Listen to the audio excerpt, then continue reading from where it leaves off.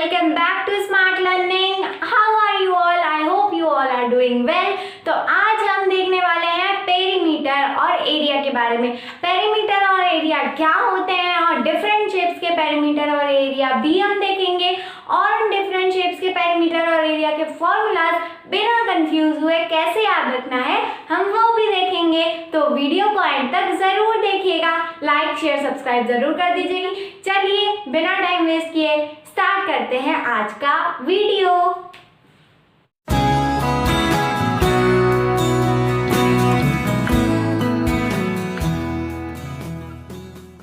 तो सबसे पहले हमें ये देखना होगा कि पेरीमीटर और एरिया क्या होते हैं। मैंने ये डस्टर लिया है, अगर मेरे को शॉप पर जाके ये वाला जो फोम है ना इसे बदलवा के दूसरा फोम लगवाना है तो फिर मुझे इस फोम का पहले मेजरमेंट निकालना पड़ेगा, तभी तो मैं शॉपकीपर से जाकर कह पाऊंगी कि इतने साइज का मुझे दूसरा फोम दे दो। ठीक है, तो जब मुझे इसका अंदर का मेजरमेंट निकालना पड़ेगा कि ये फोम कितना एरिया कवर कर रहा है तो फिर मैं क्या निकालूंगी, एरिया निकालूंगी। और अगर मुझे इस डस्टर के बाउंड्री पे रिबन लगाना होगा तो फिर मैं क्या निकालूंगी, इस डस्टर का पेरीमीटर निकालूंगी। यानी कि perimeter is equal to boundary and area is equal to उस ऑब्जेक्ट ने कितना एरिया कवर किया है उसको हम एरिया कहेंगे।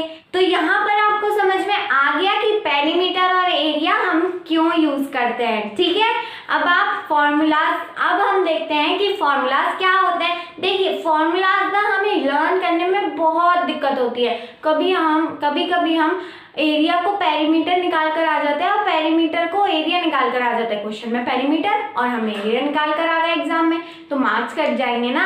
और फॉर्मूलाज को हमें याद रखना बहुत इंपॉर्टेंट है। हमें याद क्यों नहीं रहते, क्योंकि हमें पता ही नहीं रहता कि वो फॉर्मूला बना क्यों है, ऐसा ही फॉर्मूला क्यों बना है, किस बेसिस पे बना है। अगर आपको ये पता चल जाएगा कि ये फॉर्मूला किस बेसिस पे बना है तब आपको याद आने लग जाएगा। तो चलिए अब हम वो भी देखते हैं कि ये फॉर्मूला किस बेसिस पे बने हैं। तो चलिए स्टार्ट करते हैं हम डिफरेंट शेप्स के पेरीमीटर और एरिया जानना। सबसे पहला शेप है हमारा रेक्टेंगल। अगर इस रेक्टेंगल का मेरे को पेरीमीटर निकालना है, अभी आपने देखा कि पेरीमीटर मतलब बाउंड्री। ठीक है, इस रेक्टेंगल के मेरे को बाउंड्री निकालनी है, बाउंड्री का मेजरमेंट निकालना है, तो फिर मुझे रेक्टेंगल के सारे साइड्स प्लस करने पड़ जाएंगे, है ना। लेंथ भी प्लस करनी पड़ेगी और ब्रेथ भी प्लस करनी पड़ेगी, है ना।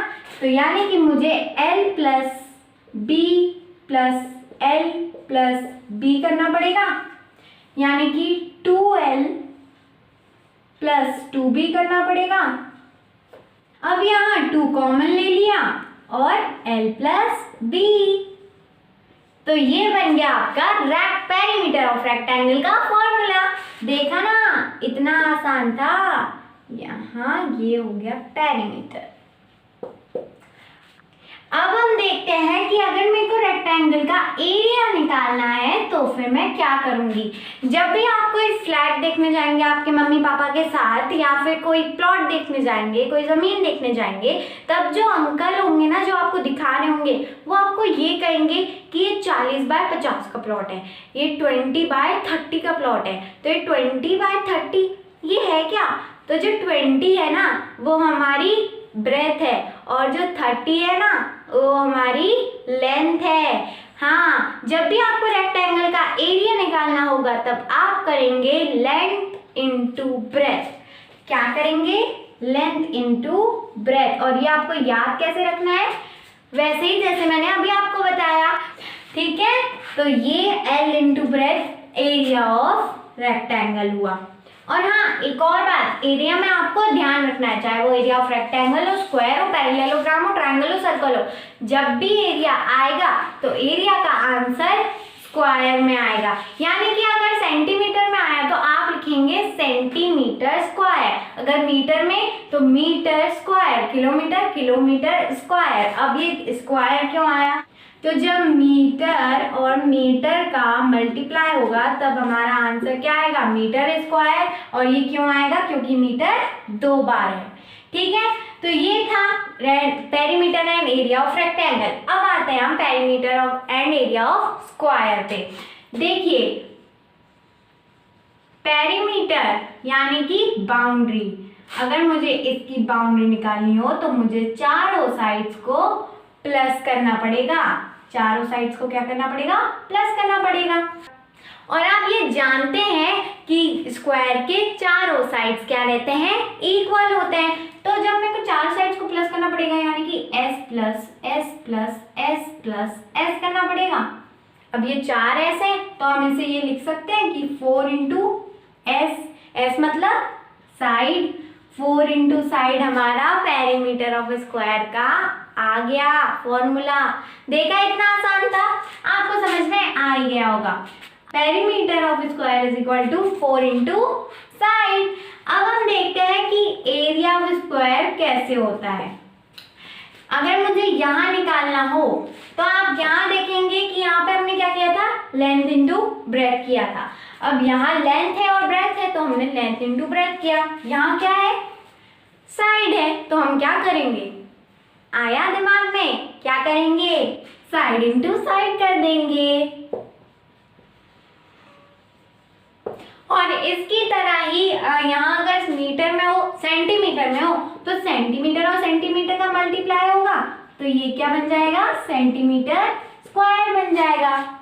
ओके, तो ये था पेरीमीटर और एरिया ऑफ स्क्वायर। अब आता है पैरेललोग्राम। पैरेललोग्राम क्या होता है? यहाँ पर आपको दिख रहा है, बस रेक्टेंगल को थोड़ा सा टिल्ट कर दिया तो वो बन गया पैरेललोग्राम। इन शॉर्ट पैरेललोग्राम ना रेक्टेंगल ही है। रेक्टेंगल में हमने चारों साइड को प्लस किया था पेरीमीटर के लिए, तो यहाँ पर हम पैरेललोग्राम में क्या करेंगे?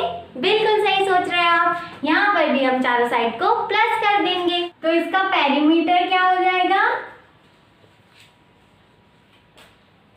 Perimeter is equal to a plus b plus a plus b यानी कि 2a प्लस 2b।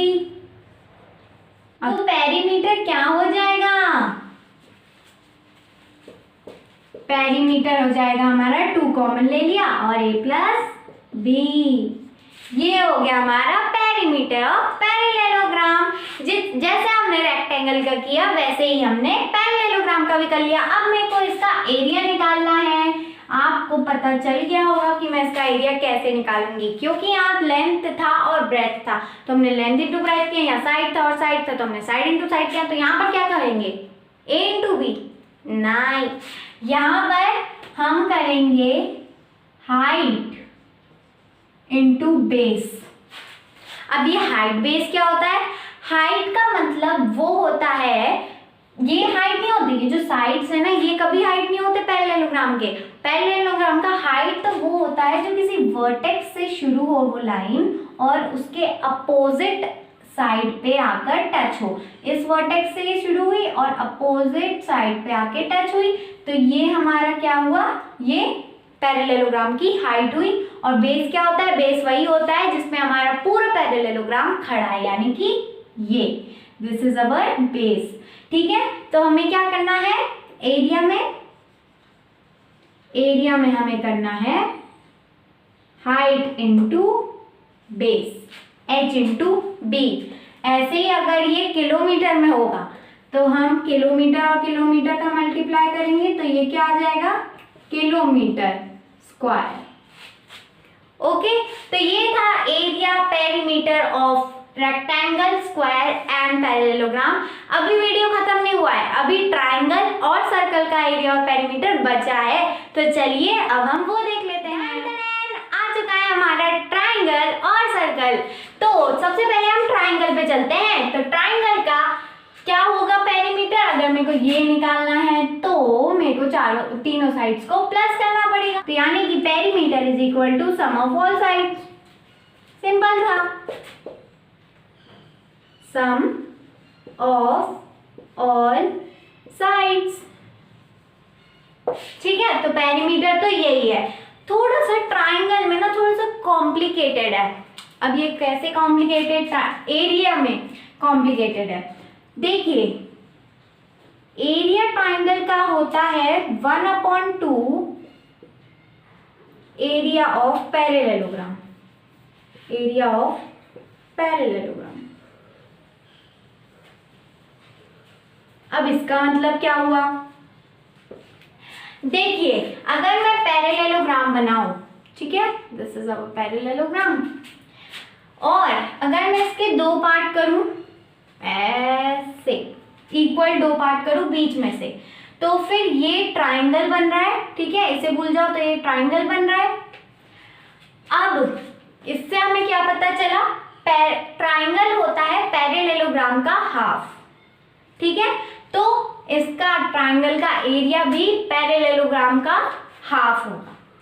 ओके, तो यानी कि 1/2 एरिया ऑफ पैरेललोग्राम का मतलब है 1/2 बेस इंटू क्या, हाइट, ठीक है। तो एरिया पैरेललोग्राम के एरिया का हाफ होता है एरिया ऑफ ट्राइंगल, ठीक है, ये आपको याद रखना है। अब आया हमारा सर्कल, और हाँ यहाँ पे भी मीटर स्क्वायर ही लगेगा, ठीक है, metre into metre is equal to metre square, ऐसे सेंटीमीटर होगा तो सेंटीमीटर स्क्वायर, ये आपको पता है। अब आता है हमारा सर्कल। सर्कल का मेरे को ये निकालना है, देखिए सर्कल का ना पेरीमीटर नहीं होता, मतलब पेरीमीटर होता है लेकिन सर्कल का पेरीमीटर नहीं कहते, हम कहते हैं सर्कल का सरकमफेरेंस, ठीक है। सर्कल की बाउंड्री को हम क्या कहते हैं, सरकमफेरेंस कहते हैं। पेरीमीटर और सरकमफेरेंस एक ही बात है सर्कल का, ठीक है। तो अगर मुझे इसका सरकमफेरेंस निकालना है, अब इसमें तो कोई साइड नहीं है जो मैं इसे प्लस करूं, इसका एक फॉर्मूला है, इसे आपको याद करना पड़ेगा, क्या है, 2 इंटू पाई इंटू आर, यहाँ आर क्या है, रेडियस, और ये पाई क्या है, ये पाई किस चीज का नाम है, पाई का मतलब होता है, पाई की एक वैल्यू होती है, पाई इज इक्वल टू 22/7। अगर इसे मेरे को डेसिमल में लिखना है तो इट इज 3.14, ठीक है। तो पाई की वैल्यू क्या आती है 22/7, अगर डेसिमल में बोले तो 3.14, ये आपको याद रखना है। पाई हमारे बहुत सारे मैथ्स कैलकुलेशन में काम आता है, ठीक है। तो 2 इंटू पाई इंटू आर का मतलब क्या है, 2 पाई आर, यानी कि पाई डी। अब ये डी क्या है, डी मतलब डायामीटर, ये भी फॉर्मूला है और ये भी फॉर्मूला है। जो याद रखने में बेस्ट है ना वो ये है 2 पाई आर, देखो कितने अच्छे से याद हो गया, 2 पाई आर है ना। ये पाई डी तो याद नहीं हो रहा, यहाँ मैंने पाई डी क्यों कर लिया, क्योंकि अगर हम 2 इंटू आर करेंगे यानी कि आर का दुगना करेंगे, रेडियस का दुगना क्या होता है, डायामीटर, तो पाई डी हो गया, ठीक है। तो सरकमफेरेंस का फॉर्मूला, सरकमफेरेंस ऑफ सर्कल का ये होता है। अब आता है हमारा एरिया।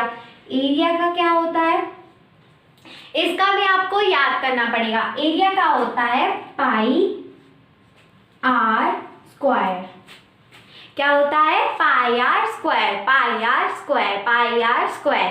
अब आपको पाई आर स्क्वायर और 2 पाई आर में बिल्कुल कंफ्यूज नहीं होना है, क्योंकि अपन को पता है कि एरिया हमेशा स्क्वायर में निकलता है। तो जो स्क्वायर वाला फॉर्मूला है वो एरिया ऑफ सर्कल है, और जो बिना स्क्वायर मतलब जो 2 पाई आर है वो हमारा सर्कमफेरेंस ऑफ सर्कल है, ठीक है। पेरीमीटर हमारा सिंपल सेंटीमीटर मीटर में निकलता है, उसके आगे कोई क्यूब स्क्वायर नहीं लगता, बस वो इसी में निकलता है, ठीक है, और इसके आगे हमारा स्क्वायर लगता है। ओके, तो ये था पेरीमीटर और एरिया के बारे में सब कुछ, ठीक है। अगर आपको कोई भी डाउट है तो do leave in the comment section, कैसा लगा वीडियो वो भी आप कमेंट सेक्शन में लिख सकते हैं। अगर आपको मेरी मेहनत दिख रही है तो फिर इस वीडियो को लाइक कर देना, क्योंकि ये फ्री है, ठीक है, इसमें कोई सब्सक्रिप्शन नहीं लेना पड़ता लाइक करने पे, आपको लाइक फ्री आप कर सकते हैं और सब्सक्राइब भी फ्री में कर सकते हैं। तो अगर आपको मेहनत दिख रही है तो लाइक करिए, दूसरों के साथ शेयर कीजिए, चैनल को सब्सक्राइब अभी तक नहीं किया है तो जल्दी कर दीजिए, क्योंकि इस साल का मैंने अपना वो लिया है रिजोल्यूशन कि मेरे को 10K सब्सक्राइबर तक जाना है, इसमें आपको मेरी हेल्प करनी है, ठीक है। तो जल्दी जल्दी सब्सक्राइब कीजिए, शेयर कीजिए। अब मैं मिलती हूँ मैं आपसे अगले वीडियो में, तब तक के लिए टेक केयर।